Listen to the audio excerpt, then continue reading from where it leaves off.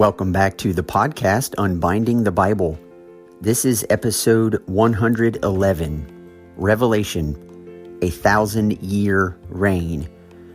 And today on the podcast, I want to talk about Revelation chapter 20, verses 1 through 6, which is arguably the most discussed passage in the entire book of Revelation. In fact, this passage is the reason why there is so much disagreement about the book of Revelation. It is this passage that is where all of the different theological camps, I guess, if you will, or perspectives or lenses through which people choose to read the book, that's where all of this discussion comes from. And so, hey, you've picked a good episode, one where we're going to try to tackle lots of different perspectives. But I just want to begin the episode by letting you know I'm aware of the fact that there are many, many people who have studied the Bible for all their lives and simply come to different conclusions than me. So I am not going to try to convince you that other perspectives are wrong. I'm going to briefly clue you into what some of those perspectives are, and then to give you the reasons why I believe the way I do, which is the best I can do. That's really the best any of us can do. So I hope that this episode is helpful for you. I know it'll be encouraging, and hopefully we'll be able to walk through the passage together. So let's just jump right into it.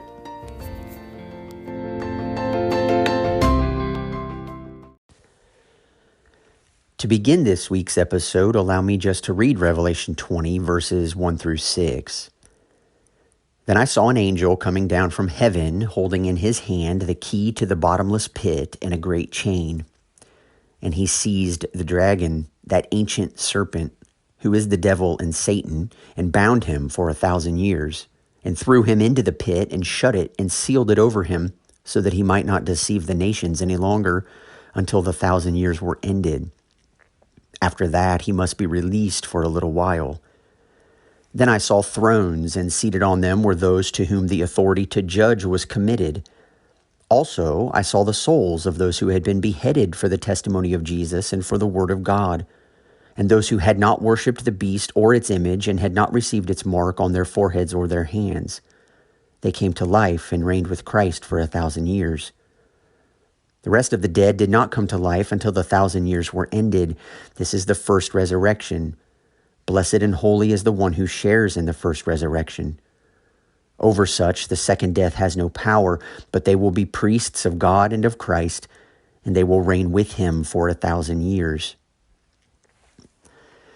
Now, the 6 verses that I just read is, as I shared in the introduction, where a lot of the discussion centers when people have interpretive grids for thinking and reading the book of Revelation. It stems primarily around whether or not this 1,000 years that is repeatedly described in these 6 verses is a literal 1,000 years, or if it is metaphorical or figurative in some way. In fact, of all the positions that are out there, there are things called like premillennial or premillennial dispensationalism or postmillennial or amillennial, and every one of these interpretive grids focuses in on the 1,000 years. It's bothered me, though, for a number of years to realize that why would a discussion about the best interpretive grid for Revelation center on the interpretation or the meaning, if you will, of a passage that appears in the 20th chapter of the book? Growing up, I had heard lots of things about the millennium, but it's almost as if people start with their idea of what this millennial reign is going to be, and then they work backwards. And I don't really think that's a helpful way to read Revelation, because for one, the book of Revelation has already given us lots of clues along the way that are coming to their conclusion or their culmination, if you will, in this particular passage. But if you start with this passage and decide what it has to mean based upon your interpretive grid, then you will no doubt go back and reread all the rest of the passages, and you automatically assume that that must be what they actually mean. And so I do realize with a book like Revelation, there's lots of room for wiggle. And so as I shared in the introduction, I'm not here to convince you that every other view is wrong. I just feel like the best I can do is present to you the reasons why I hold to what I do and allow you to make your own judgment. But I would like to read a brief poem for you. It's called Introduction to Poetry by Billy Collins, and I find this to be really helpful, particularly as it comes to discussing a passage like Revelation 20. Here's what it says. I ask them to take a poem and hold it up to the light like a color slide, or press an ear against its hive. I say, drop a mouse into a poem and watch him probe his way out, or walk inside the poem's room and feel the walls for a light switch. I want them to water ski across the surface of a poem, waving at the author's name on the shore. But all they want to do is to tie the poem to a chair with rope and torture a confession out of it. They begin beating it with a hose to find out what it really means. Now, I think that poem is beautiful, and I'm sure you picked up on the imagery. Billy Collins is saying, I'm inviting people to take a poem and look at it, wave at the author, dive into the poem like you're a mouse and work your way out. And engage it. Let it engage your imagination and swallow you whole. And if you've read any good poetry, you know that poetry has a way of doing something to you. Not necessarily something that you could even describe, but it touches nerves. It conjures imagination. It draws in your emotions, or maybe draws them out would be a better way to look at it. But he says at the end that all they want to do is tie the poem to a chair with rope and torture a confession out of it. They begin beating it with a hose to find out what it really means.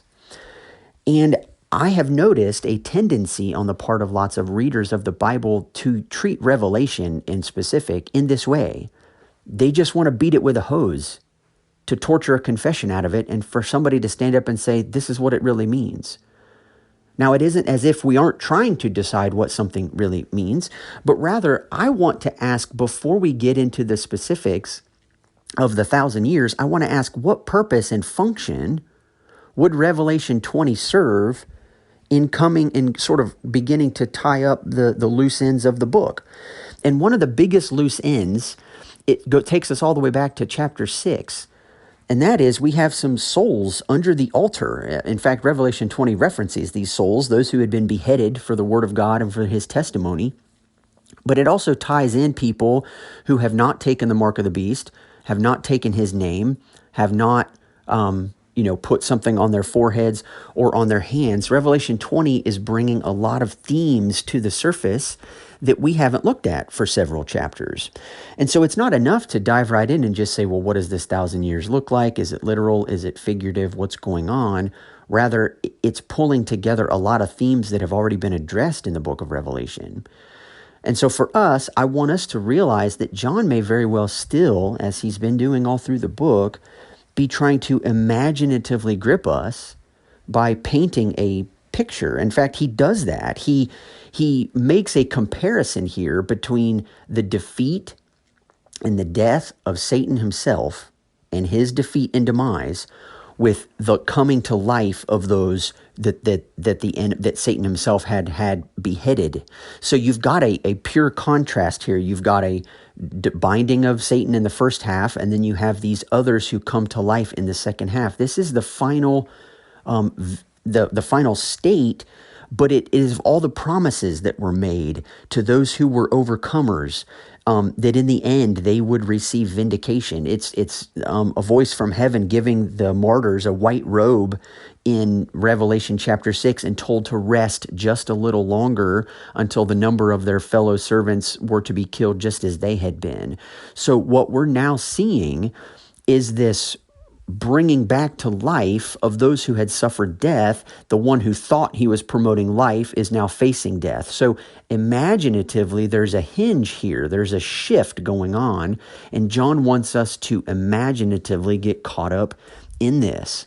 And so I want to read a couple paragraphs by Richard Bauckham, because I think he's really helpful in having us see this contrast here between what the beast did and what his fate is, and what happened to the martyrs and now what their fate is, and how it's a beautiful reversal. He pulls in lots of references to Daniel 7, which I think is very accurate. I'm glad he does that, and we may talk about that here towards the end of our episode. But this is what Richard Bauckham has to say in his book, The Theology of the Book of Revelation. Daniel 7 concerns the destruction of the beast that has persecuted the people of God and the transference of his kingdom to the Son of Man and his people. It is this which Revelation depicts in chapter 19, 11 to 21, the destruction of the beast, and chapter 20, 4 to 6, the transference of the kingdom to the saints. What is said about the martyrs in 20, 4 through 6 is strictly limited to what contrasts with the fate of the beast. He has been thrown into the lake of fire from chapter 19, which is the second death, chapter 20, verse 14. But they come to life, and the second death has no power over them. The kingdom has been taken from him and is given to them. Now that the destroyers of the earth have been destroyed, the earth is given to Christ's people to rule with him. Life and rule, the two issues on which the contest between the martyrs and the beast had focused, are the sole themes of chapter 20, 4 to 6, and they're merely asserted without elaboration. This shows that the theological point of the millennium is solely to demonstrate the triumph of the martyrs, that those whom the beast put to death are those who will truly live, eschatologically, and that those who contested his right to rule and suffered for it are those who will in the end rule as universally as he, and for much longer, 1,000 years. There is no more need to take the millennium literally than to suppose that the sequence of judgments, the seal openings, the trumpets, the bowls, are literal predictions. John no doubt expected there to be judgments, but his description of them are imaginative schemes designed to depict the meaning of the judgments. John expected the martyrs to be vindicated, but the millennium depicts the meaning rather than predicting the manner of their vindication. Now, to my mind, and again, this is just to my mind, that answers this dilemma beautifully. John is depicting the meaning rather than the manner of the martyr's vindication. When you dip down into the details and you grab a hose and start beating Revelation 20, 1 to 6 to find out what it really means, you miss the meaning. You think you're grabbing the meaning, but it's looking at the meaning, not the manner. He's not here describing for us an order to the way things work. And I think it's helpful because we've talked about in in episode 96, where I talked about what I titled The End from 7 Perspectives. You might go back and listen to that episode again, but the point of that episode was noticing these repeating patterns and recurring themes that only intensify as time goes on throughout the book. But you very easily could read the book of Revelation noticing these are 7 different perspectives given. Chapters 1 to 3 forms a unit, 4 to 7 forms a unit in heaven, 8 through 11 forms some of the judgments, 12 to 14 is kind of a break in the action where we get this Christian story retold. Chapters 15 to 16 deal with the bowls, 17 to 19 deals with the judgment of the false prophet and the beast. And then chapters 20 to 22 deal with sort of like what we would kind of see as this culmination point. And the reason why I'm bringing that up to you now is because we just wrapped up chapter 19 and now we're into chapter 20. But according to the way some of these perspectives work, chapter 20 in a very real way is now repeating some things that we've already seen in the book. And one of the reasons why I think that's the case is because if we focus in too much on the details, right? If we got into verse 3 of chapter 20, we were told that when Satan is bound for 1,000 years, he's going to be thrown into this pit and he will not deceive the nations any longer. Well, if you go back just several verses to Revelation 19, here, let me read for you just a brief section. In Revelation 19, verse 18, he says, "Come, gather for the great supper of God, to eat the flesh of kings, the flesh of captains, the flesh of mighty men, the flesh of horses and their riders, and the flesh of all men, both free and slave, both small and great."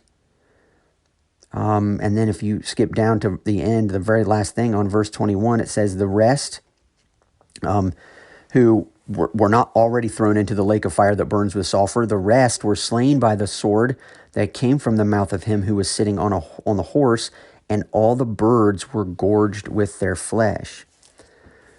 Now, why would I bring that up to you? I would bring that up to you because if we thought Revelation was chronological, then a logical question would be, who are these nations who are now no longer deceived while Satan is bound? Because according to Revelation 19, all of those people who were not followers of the rider on the white horse, were not followers of Jesus, have been destroyed. So then who are these people? And I'm not going into the details. I frankly don't remember lots of them, but I do vaguely have memories in the past of very strange interpretations that begin to ensue based on people trying their best to figure out who these people are. And, there's going to be a rebellion. Jesus is going to reign for all this time, but at the end, there's going to be a rebellion. And the people that, sin is still going to be creeping in. And then at the end, he's going to have to come in and destroy it one more time. And it gets so cumbersome to me, to my mind, to imagine a time and a place where Jesus is literally reigning and ruling with his people, and yet sin is going to also be present. See, I feel like when you literalize things and you miss the meaning and you search just for the manner in which these events will unfold, it forces you, it absolutely requires you to come up with all sorts of alternative ways of explaining this passage. Instead, I think what John wants us to do is to appreciate the value that he is offering to those who were suffering. So take, for example, in Revelation chapter 2, to the church in Smyrna, they were suffering intense persecution. And John tells them that you will suffer tribulation for 10 days. You will be thrown into prison for 10 days. He says, "Be faithful unto death, and I will give you the crown of life." Now, we know all through the book of Revelation that multiples of 7 are important. The number 7 is important. Multiples of 7 are important. Multiples of 10, multiples of 12. We've looked at the 144,000. We've not interpreted that literally, and I think we have good reason in the book of Revelation for choosing not to interpret that literally. We've looked at, there are 7 churches, there's 7 horns, 10 heads. We get all of these numbers, and all throughout the book of Revelation, I've very comfortably settled into metaphorical uses of those numbers, because I think the book of Revelation invites that for us. But when you look at what happens to those who suffer, and John tells the Christians in Smyrna that they will be thrown into jail for 10 days, this time of testing, right, which is clearly what is happening to this church in Smyrna. If you go back, and I mentioned this in that episode, but if you go back to Daniel chapter 1, when Daniel and his friends were brought into the king's court and the food was set before Daniel and his friends that they were not permitted to eat under the law of the Lord, they requested to not be fed that food, instead to eat only vegetables. And in Daniel 1, there was a period of time given, a time of testing to see whether or not they would be able to sustain good health and wise counsel in the Babylonian courts, eating only vegetables. And at the end of the 10 days, they were checked out and they were healthy enough and they were allowed to continue abiding by the law of their Lord, not the laws of Babylon. The same thing is happening in Revelation.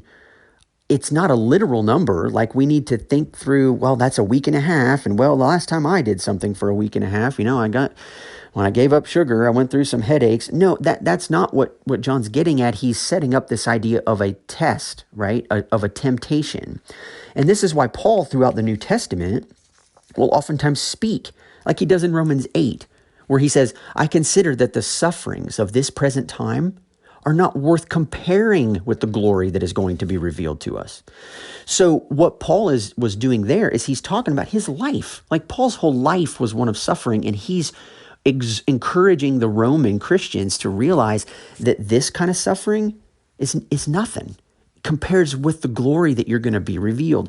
So I think John's making a comparison, and I think Bauckham picks up on this. In fact, this is why I think John's making the comparison, because I think Bauckham's interpretation makes a lot of sense.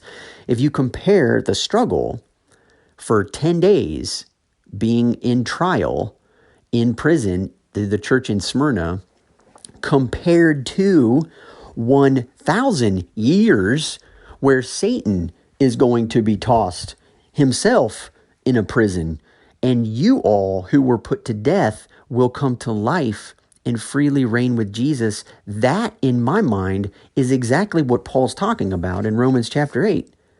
I consider that the sufferings of this present time are not worth comparing. Who would compare 10 days to 1,000 years? But understand, they're both multiples of 10. I mean, you've got like that's what John is doing is masterful here. And I think it would help us to realize that that's also what he's describing. Now, if I were to say to you, okay, so this scene is now contrasting the fate of the serpent. Listen to some of the language that's being used. He seized the dragon, that ancient serpent, who is the devil and Satan, okay? He bound him for 1,000 years so that he won't deceive the nations any longer, but at the end he'll be released for a short time. Okay, you could go all the way back to Revelation chapter 12, which did form the beginning of the fourth perspective in the book of Revelation. It's the fourth section that kind of stands by itself. It gives us this heavenly picture. It describes realities of the beast and other things that have already been referenced in the book, but it gives us a thorough explanation of who and what they are and why they matter. But in Revelation 12, 9 to 12, listen to what is described. And the great dragon was thrown down, that ancient serpent who is called the devil and Satan, the deceiver of the whole world. He was thrown down to the earth, and his angels were thrown down with him. And I heard a loud voice in heaven saying, "Now the salvation and the power and the kingdom of our God and the authority of his Christ have come. For the accuser of our brothers has been thrown down, who accuses them day and night before our God. And they have conquered him by the blood of the Lamb and by the word of their testimony, for they loved not their lives even unto death. Therefore rejoice, O heavens, and you who dwell in them, but woe to you, O earth and sea, for the devil has come down to you in great wrath, because he knows that his time is short." Now, we looked at this when we talked about Revelation chapter 12. We talked about the Christian story retold, and we talked about what this means, that the enemy himself has been thrown down, he has been defeated. This is the Christian story. But Revelation 12:9 is the only other place in the book where we're given this multiple referred to description of Satan. The great dragon was thrown down, that ancient serpent who is called the devil and Satan. And here in chapter 20, verse 2, he seized the dragon, that ancient serpent who is the devil and Satan. Now, it's almost repeated verbatim. Now, if you know that these sections in Revelation, these perspectives are overlapping, they oftentimes are describing the same events. John is writing to the churches in the first few chapters. In chapters 4 through 7, he's describing those same realities, but from a heavenly perspective. So Revelation is not interested in chronology. It's never been interested in chronology. What it's interested in is calling the people of God to continually, faithfully witness and testify to the truth of who Jesus is, to be reminded of the position that they've been given in Christ, and the manner and the way in which Jesus has brought that reality about. Therefore, as his followers, we realize that our victory, our vindication, and our faithfulness will match his victory, his vindication and his faithfulness in the way it was brought about. And this is why John ties in Revelation 12, that they have conquered him by the blood of the Lamb and the word of their testimony, for they love not their lives even unto death. John again is now talking about martyrs. These victors, that could be you, that could be me, that could be those on the other side of the world who actually have died as a result of their faithful witness. John is now reminding us of the power that they have over the enemy.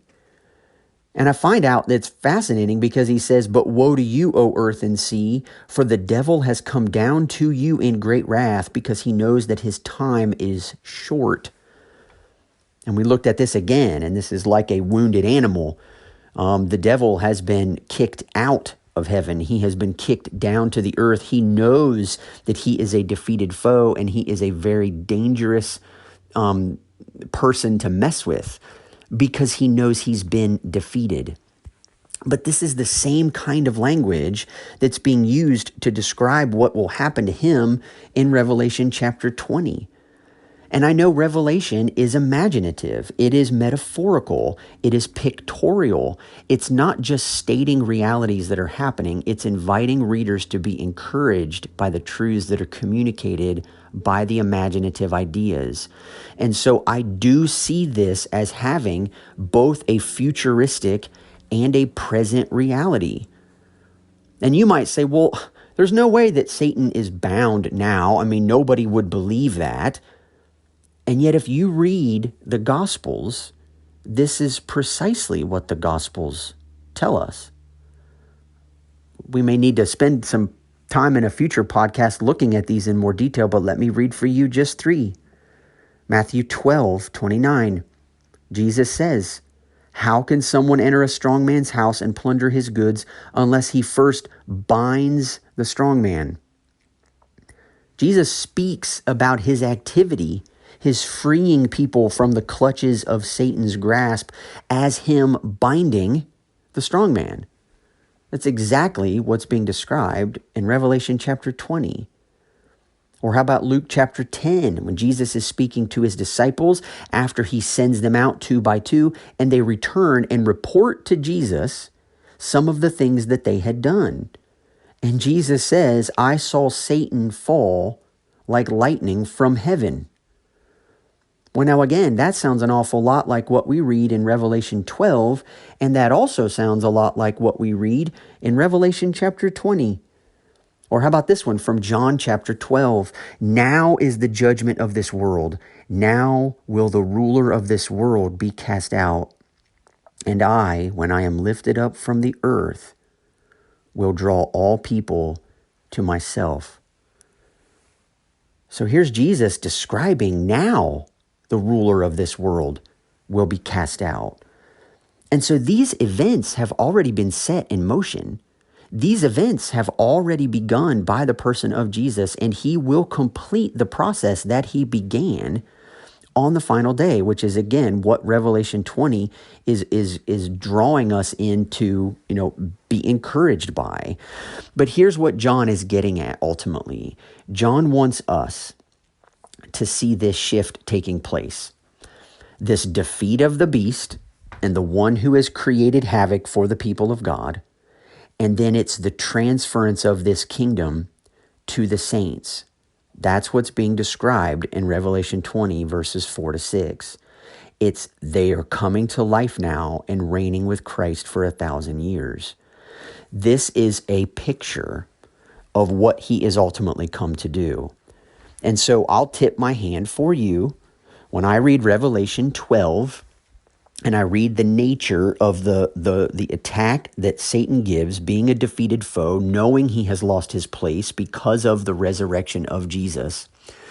We have entered into a time period that I think Revelation has no problem speaking about as a certain amount of years, a certain amount of days, a certain amount of time. We read, times, time, and half a time, or 42 months or 1,260 days, this time of testing or trial or period of time where we're, not necessarily physically protected, but spiritually protected. And Revelation uses these terms all the time. So I think there's a significant amount of overlap between what we read in chapter 20 and what we read in chapter 12. There are too many similarities to me to not take them somewhat seriously. In fact, at the end of verse 3 in Revelation 20, John says, after this he must be released for a little while. Well, that's no different than what we read in chapter 12, verse 12, where he says he's come down to you in great wrath because he knows that his time is short.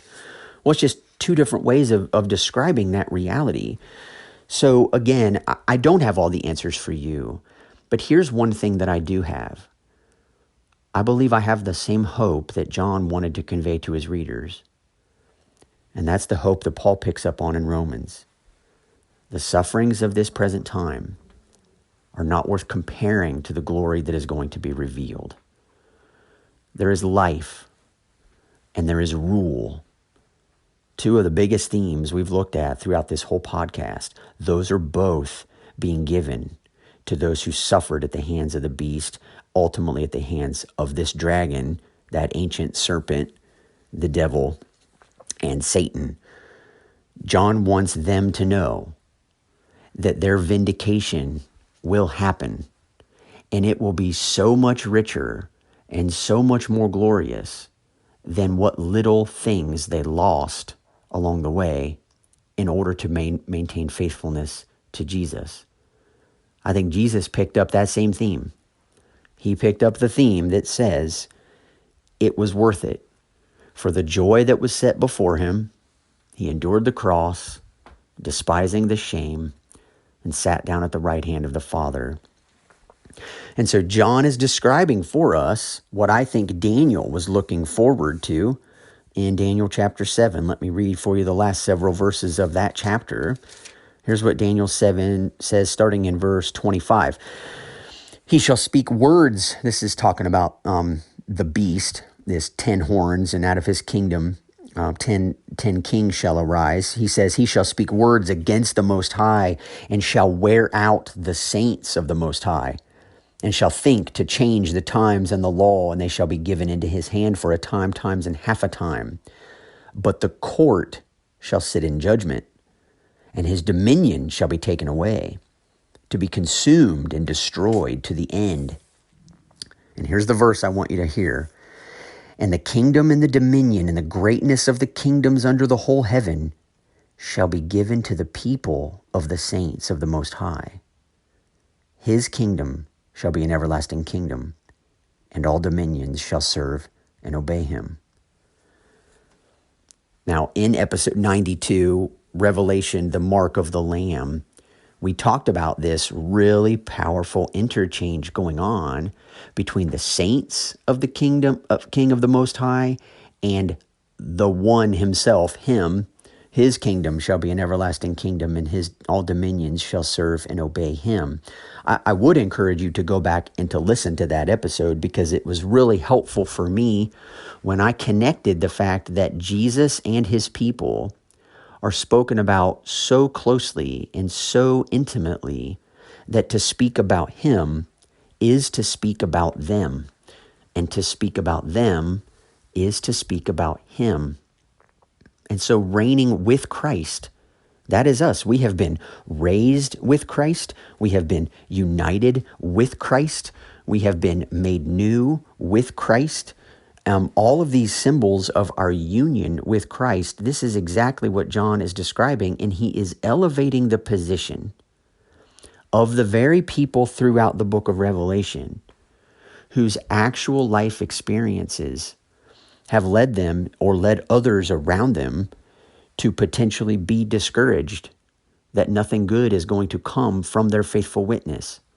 Revelation 20 is a powerful antidote to that belief that yes, something good will come. Your vindication will come. You can count on it, in direct contrast to the beastly rule of the dragon, who persuaded everyone who followed him to believe that the life and the rule that they adopted would never end. Christians reject that outright, and here we have good reason for doing so. We know that the end is a short way away. We know that the dragon can only deceive for just a little while, but his defeat will be swift. It has already been dealt the decisive death blow. Jesus' presence and then his death and his resurrection have already dealt the enemy the final death blow. Jesus is now waiting for his people to enter in, and his word to us is encouraging. We say, when are you going to judge and avenge our blood on those who dwell on the earth, like the martyrs cry out from under the altar? And what does he tell them? Just rest a little longer. Here's a white robe. I want you to wait until the number of the rest of your brothers who are to be killed in the same way as you had been is brought to completion. That's a very different word than what many of us reach for, isn't it? Many of us are looking for the right avenues and the right paths to bring about that judgment ourselves, which is why Paul has to later remind the Roman Christians, vengeance is mine, says the Lord. I will repay. The Lord alone is the one who, in true judgment, is able to parse out these situations properly. That's not left to us. What's left to us is to know that our faithful witness to Jesus will be eventually met with the same vindication that Jesus himself received. 3 days for Jesus in the tomb might be a lot longer for us, but it's going to come about no matter what. And so that's really all the time I have for this week's episode. As I keep saying, we're nearing the end of the book of Revelation. I'm excited for the last several chapters. There are some really powerful things to be found there, encouraging things for you and for me both. If you have questions, which you very well may, I'd love for you to reach out to me at unbindingthebible@gmail.com. Got a great question this past week that I'm working through, coming up with an answer to, and maybe even have a podcast about it sometime in the future. It's a very thoughtful question, and again, I love to listen to the things that you're processing and how you're working your way through it. But my encouragement to you as we leave is that no matter what is happening now, no matter what difficulties you are experiencing now, for John to paint such a beautiful picture of life and rule that is properly restored to those who have literally lost their lives, then there is no suffering at this present time that cannot also find our hope in the same Jesus who will vindicate us and will completely destroy and end the life and the rule and the reign of those who were the destroyers of the earth. I find a lot of hope there, because no matter what difficulties are going on, Jesus is the one who is still reigning and will invite us in to share and experience that reign with him. So thank you so much for those of you that have left a rating or review for the podcast. If you haven't yet done so and have found even one or two of these episodes helpful, would you leave me a rating or review on whatever podcast app you choose to listen to these on? You can find me on Facebook as well, or on Instagram at the Unbinding the Bible podcast. And I'm really thankful for each of you. Hope you have a fantastic week, and I will talk to you next time.